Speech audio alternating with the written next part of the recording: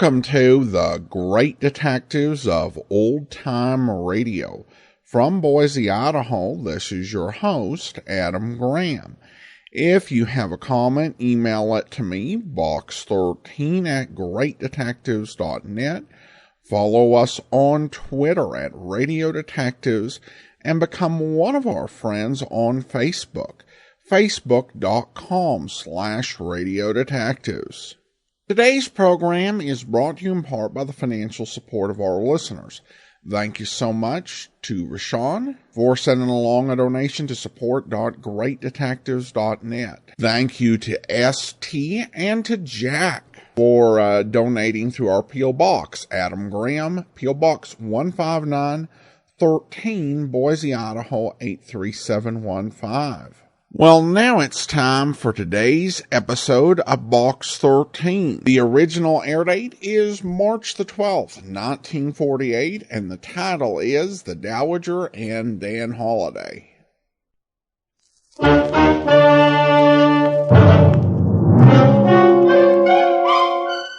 Box 13, with the star of Paramount Pictures, Alan Ladd, as Dan Holliday.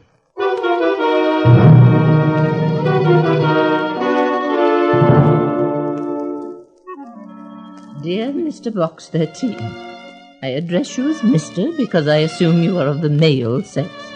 If you're a woman, disregard this letter. Come to my home at 7546 Brandon Drive as soon as you receive this. I shall be expecting you at once, and I shall state my reason for writing. I shall state my reason for writing this when I have satisfied myself as to your qualifications. Very truly yours, Mrs. Matilda Cortland. Mrs. Matilda Cortland? Now, why should one of the richest women in the world and one of the least accessible be writing to Box 13?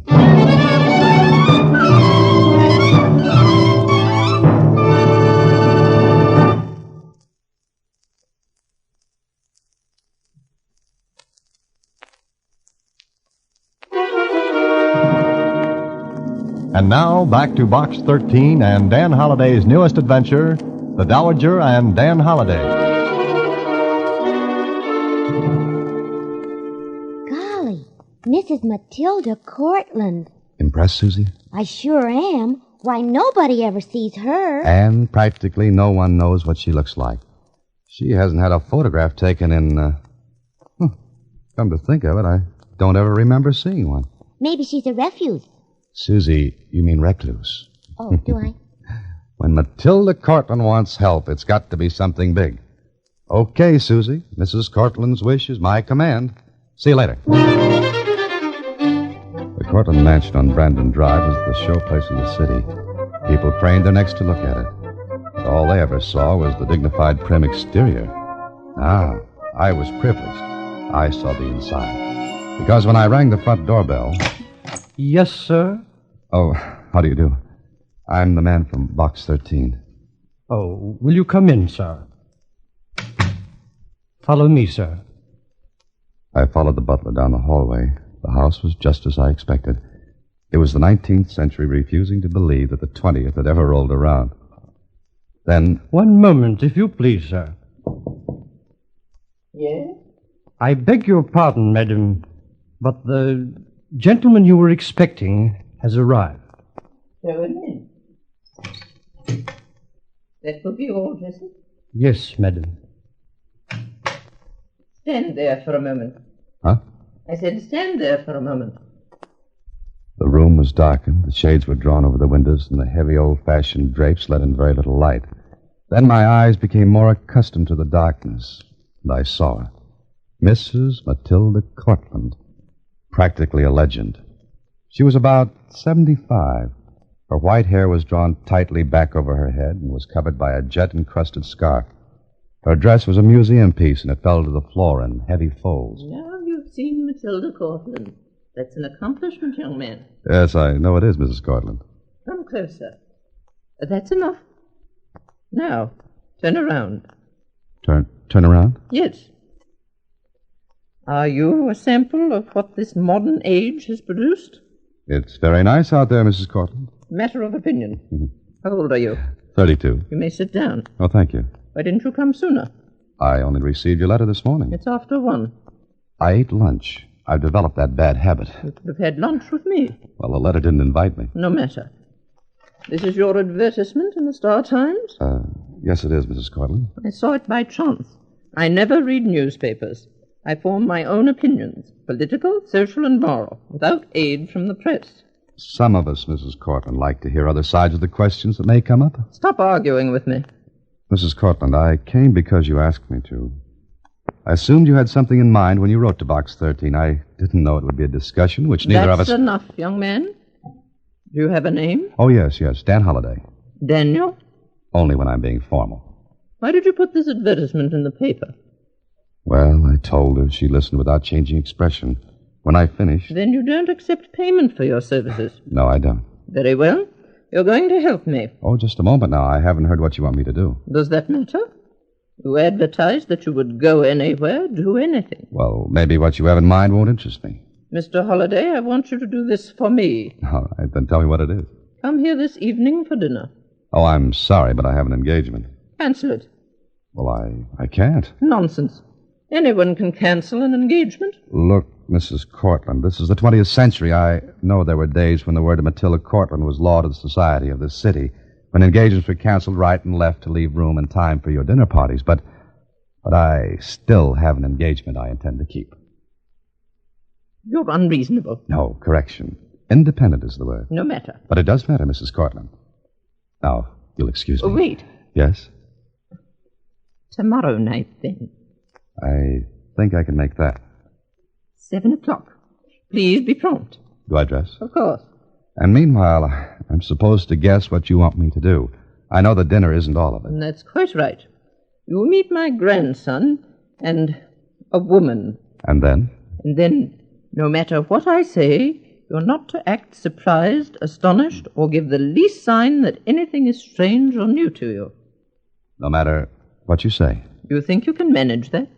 I'll try, Mrs. Cortland. I'll try. Remember, what I say or do may startle you, even shock you, but under no circumstances are you to betray your feelings. Now, Jessup will show you to the door. I shall expect you tomorrow evening at 7. Well, Box 13 has brought out some pretty fancy routines, but this one was different. I found out what it was all about that evening at dinner. I met a grandson who was about 25 and a girl who was, well, maybe a little younger than he. I was still wondering what it was all about, and so was the grandson, Peter. The girl seemed nervous, ill at ease. Matilda Cortland wasn't making it any easier for her. That's right. Yes, Mrs. Cortland. Did you say your father had been an engineer? Oh, please, Grandmother. Peggy's told you he was 5 times. Peter, I am speaking to Miss Wright. Sorry. What sort of an engineer, Miss Wright? Well, he... Civil, mining, chemical, what? He was a locomotive engineer. Oh, really? On what railroad? Grandmother, please. Peter, do not interrupt. Peter, I'd like to go now. But, my dear, we were to spend an evening together. I've heard so much about you from Peter that I feel that I'd like to know more. Yes, Mrs. Cortland. We really got to go, Grandmother. We're expected somewhere. Oh? Where are you going? Well, does that matter? Yes. Where are you going? To the Club Pierre. What's that? Daniel, do you know? Oh, yes, it's a very nice club. Dancing, dinner... A cabaret? They don't call them that anymore, Mrs. Cortland. Very well. I shall go along. What? I shall go along. But... Stop sounding like a motorboat, Peter. Well, Daniel, would you like to go? If you would. But, Grandmother, you can't go. Would I be barred because of my age? Oh, no, of course not, but... Then why can't I go? Well, I guess there's no reason, but you'd have to leave the house. I didn't expect to carry it along like a turtle with his shell. Oh, of course not. There's a very good reason I want to come along. Isn't that right, Daniel? Yes, there is. I've decided that I've been locked away from the world too long. Now I have a reason for getting out into it, renewing an old acquaintance, so to speak. Moreover, since I'm going to be married, What? What did you say? Yes. Daniel and I are engaged. Mr. Holliday, are you all right? I never felt better in my life. I think. You must be more careful, Daniel. Yes, I can see that. Well, Peter, you and Miss Wright run along then. Daniel and I will join you later. Yes, Grandmother. Come on, Peggy. Excuse me. I've reserved a table. You can just ask for me at the club. Very well. Look, Mrs. Cortland. Quiet. Now, what were you going to say? Why did you say that? About you and me, Daniel? Yeah, that's it. You saw that girl. Miss Wright? Yes. What about her? What's she got to do with this? That girl's a fortune hunter. She's after Peter's money. My money right now. And where do I fit in? I think when she realizes Peter is not liable to inherit my money, we can forget her. In other words... Exactly. You would inherit my money as my husband. Now, wait a minute. You don't have any intention of keeping on with this, do you? I never start what I cannot finish. I'm sorry, but you can count me out. Why? Because it's ridiculous. I love my grandson. I would do something ridiculous to make him happy. Well, go talk to him then. I've tried.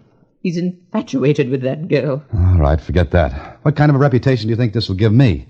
I'll be the fortune hunter. Not at all. You earn a very good living from your writing. Yeah, I know, but... I have enough influence to keep this out of the papers. I promise you, this will be between you, Peter, that girl, and myself. No. No, I can't. Daniel, I'm an old woman. I have nothing in the world but that boy whom I love dearly. When I die, I want to be sure he's happy. I'm lonely, Daniel. Very lonely. The only comfort I have is Peter. And that comfort would be taken away if I thought for even a moment that his happiness would be ruined by a woman who cares nothing for him, but for what money he'll have when I die. Please, Mrs. Cortland, what you're asking is... I know, a great deal. It might cause you embarrassment. But believe me when I tell you that it cost me a great deal in pride just now to confide in you, a stranger. I know what people say about me. Matilda Cortland, tyrant, moneybag, reckless, all those and more. But... Let me finish. Then you can decide. I'm afraid to leave this house. Afraid? Why? Because I'm afraid of the outside world. When my husband died, I went on.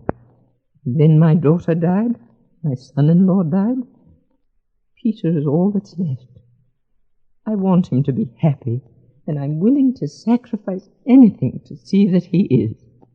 Mrs. Cortland, you're making it tough on me. It'll be just as tough on me, as you put it. How long does this go on if I agree? Until I find out. Well, I'm a sucker, Mrs. Cortland, but all right. Thank you. Now, Daniel, please take me to the club pier. So we went to the Club Pierre. I don't remember much about what happened, except that I felt like a goldfish in a bowl without water. Well, I played my part and went on for 2 days more. Then at my apartment. I've come to see you, Holiday, because I want to talk with you. All right, Peter, sit down and talk. You can't be serious. About Grandmother, I mean. What makes you say that? Well, you just can't. Why, she's old enough to be your grandmother. She's charming, gracious. And rich. Money isn't everything. It must be to you. Now, wait a minute, Peter. What your grandmother does is none of your concern. It is when she makes a fool of herself, or when someone does it for her. Meaning me? Meaning you. I don't think I have.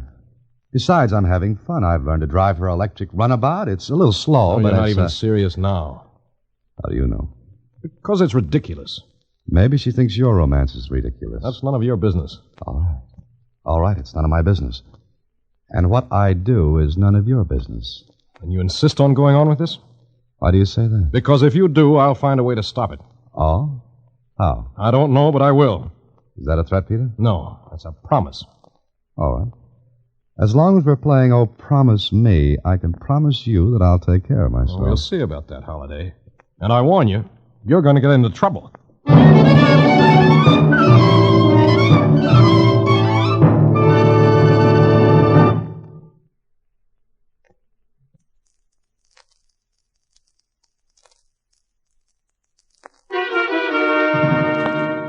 And now back to The Dowager and Dan Holliday, another Box 13 adventure with Alan Ladd as Dan Holliday. Well, it all looks so simple. Just go along with the game until Matilda Cortland called it off.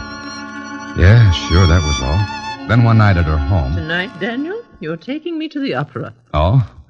Look, Mrs. Cortland, don't you think this has gone far enough? I'm not finished. Well, we're getting no place. Peggy Riders I'll is... be the judge of when we stop, Daniel. Now, hand me that case on the table there. Oh, this one over here? Yes. Here you are. Have you ever heard of the Cortland emeralds, Daniel? Oh, who hasn't? Now you're going to see them.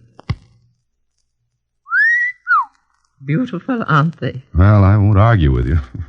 They were to go to Peter's bride, as they came to me. Nice little trinkets.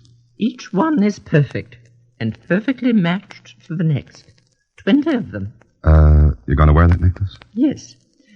Fasten it for me, Daniel. All right. As I fastened the clasp of the necklace, I got a funny feeling. Maybe it was the jewels themselves, green, glowing in the yellow light of the room. Then, when I finished... Thank you, Daniel. Now, if you're ready... All right, let's go. Wait a moment. I think I hear Peter. Grandmother, are you just about ready to...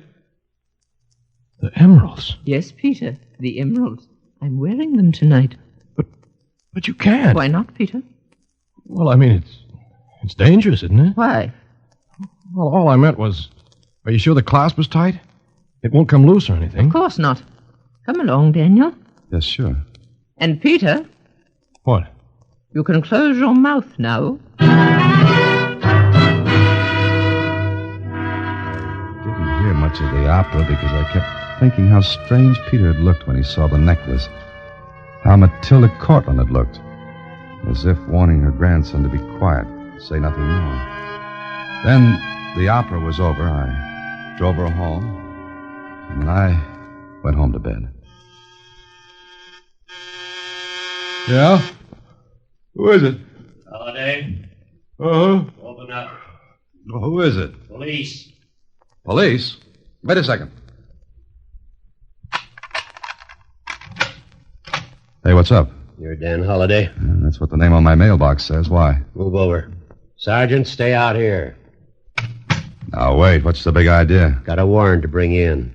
Maeve? What for? Sworn out by Mrs. Matilda Cortland. What? Let me see that warrant. You like the way it's written, Holiday? Well, what's the charge? Robbery. This is insane. What are you talking about? I can't talk any plainer than I did, Holiday. Robbery of what? Ooh, of about 20 emeralds.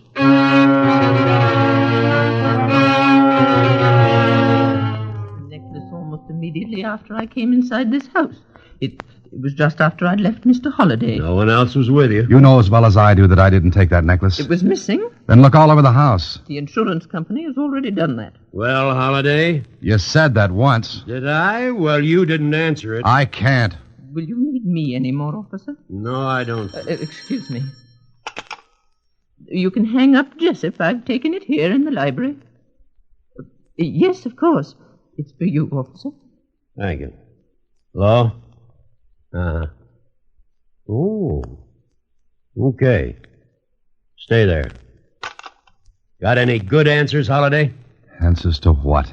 How the necklace got into your apartment?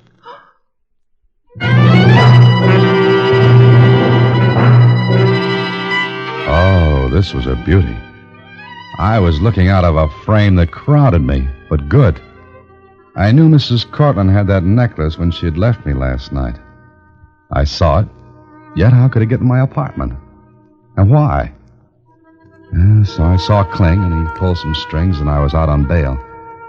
I had to get some answers fast, and I thought Peter could give them to me. I'm sorry, Holiday. I can't do a thing.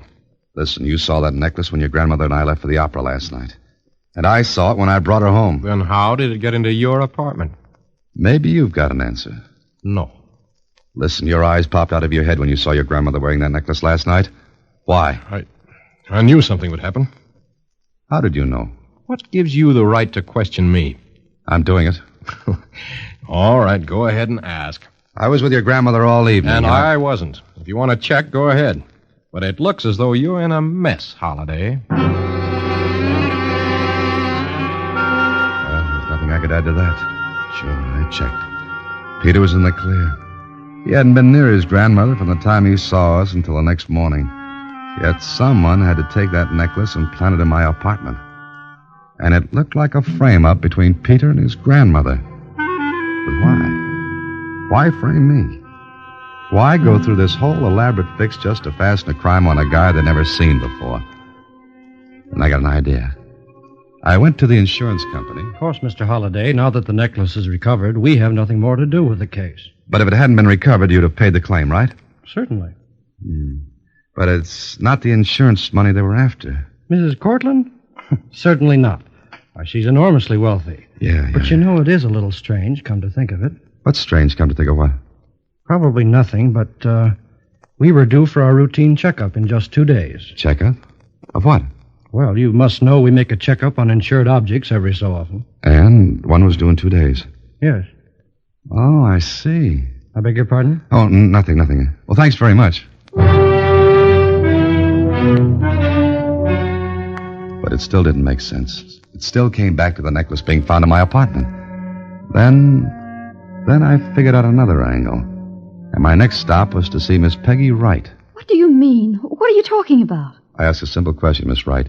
And that was, when were you and Peter planning to leave? Leave? Leave where? Now, cut it out. You know what I'm talking about. I say you and Peter plan to elope. We didn't. We never even thought of it. Are you telling the truth? Of course I am. Why should I lie about that? I don't know. Look, Miss Wright, are you in love with Peter? Yes. You want to get married? If it weren't for her, But if I marry his grandmother, then you wouldn't get the money. Oh, I don't care about that. Well, I could swear she was telling the truth. At first, I'd thought Peter had taken the necklace so that he and Peggy could get away from Mrs. Cortland. But it was a dead end again. And there was that other thing bothering me. Why frame me? Then I went back to see Mrs. Cortland. I can give you 10 minutes, Mr. Holliday. That's all I want. Just a couple of questions. Wait.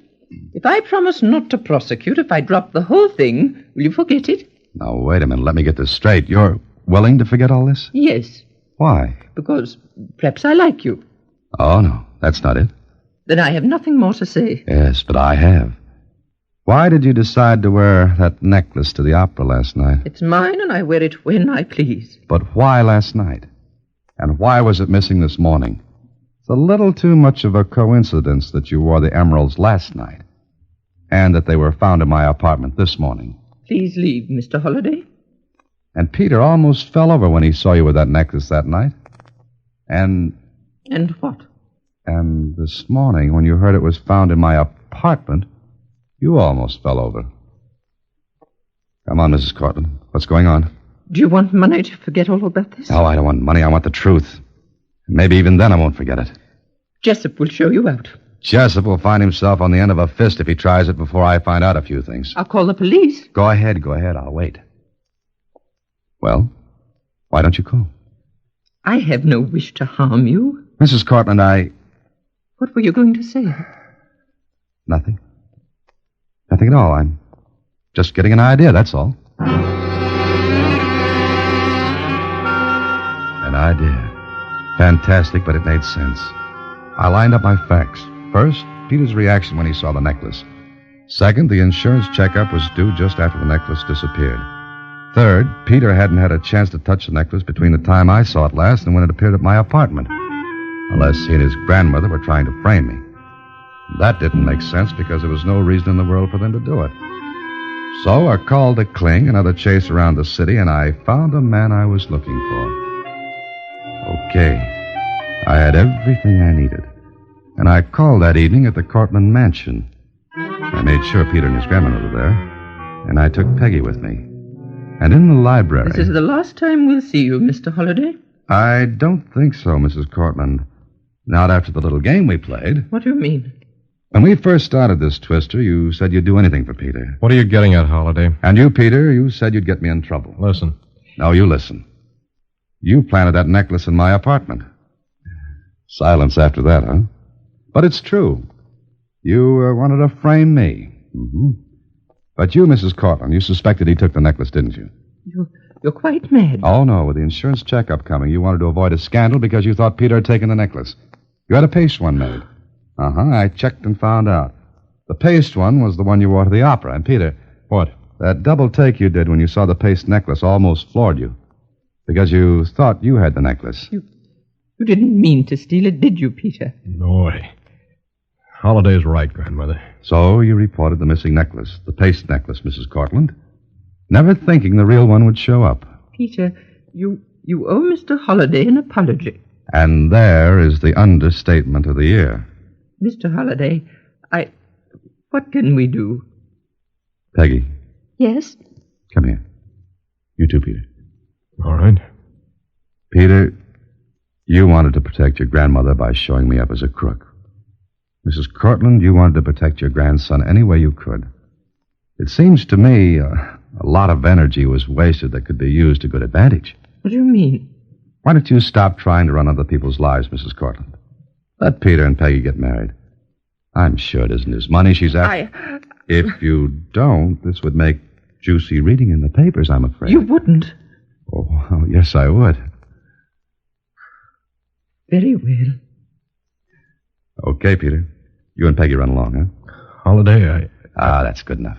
So long.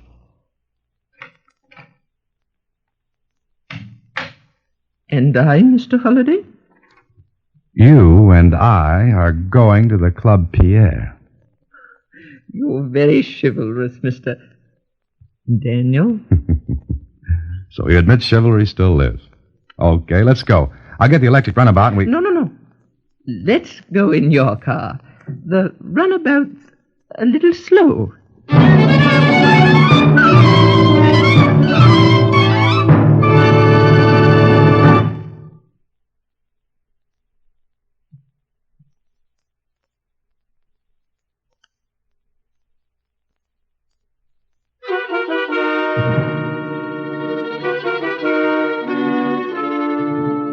And so everything's all right now, Mr. Holliday? It sure is, Susie.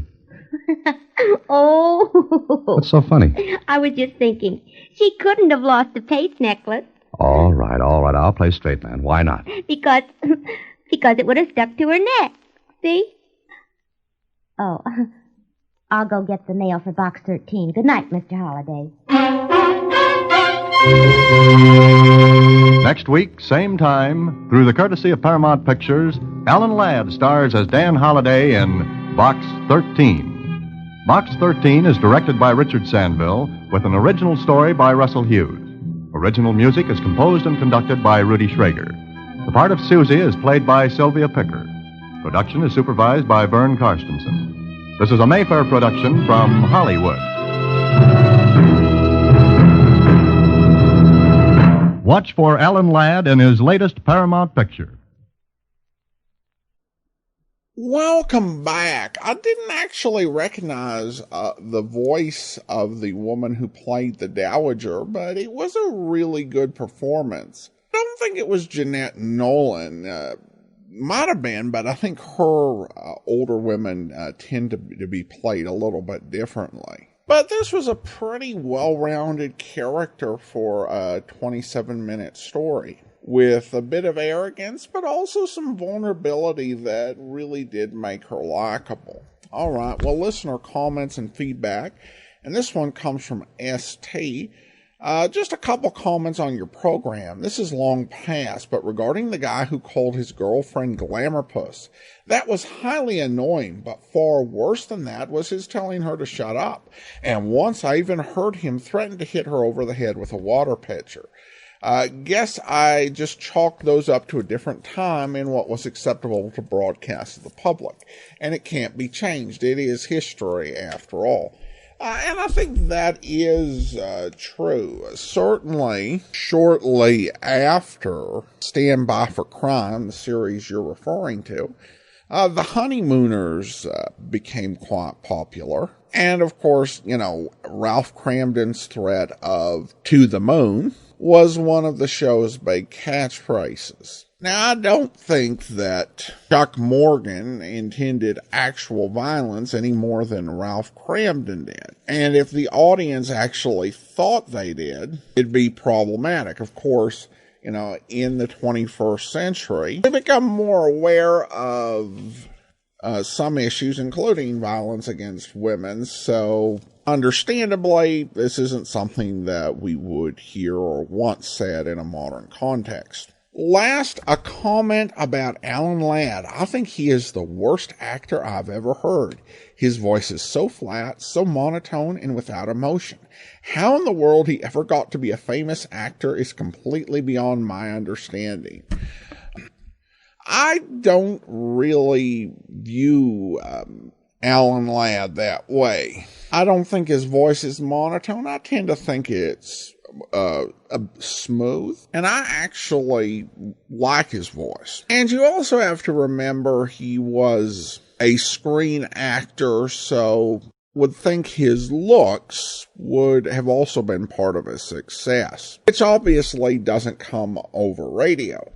Now, when it comes to, the quality of his voice, there are varying opinions, but I think it would be said that people, back in the 1940s, and even those today who enjoy his old work, both in film and on radio, viewed him differently than you did. Your program have accompanied me on literally thousands and thousands of miles walking my dog, so keep it up.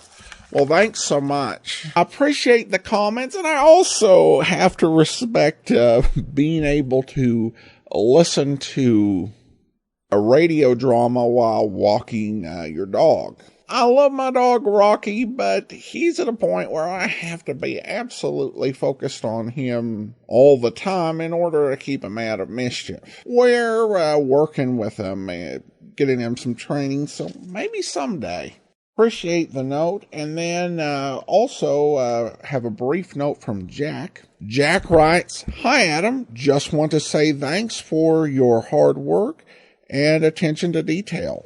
Much appreciated." Well, thank you so much. Appreciate your note, Jack, and your support of the show.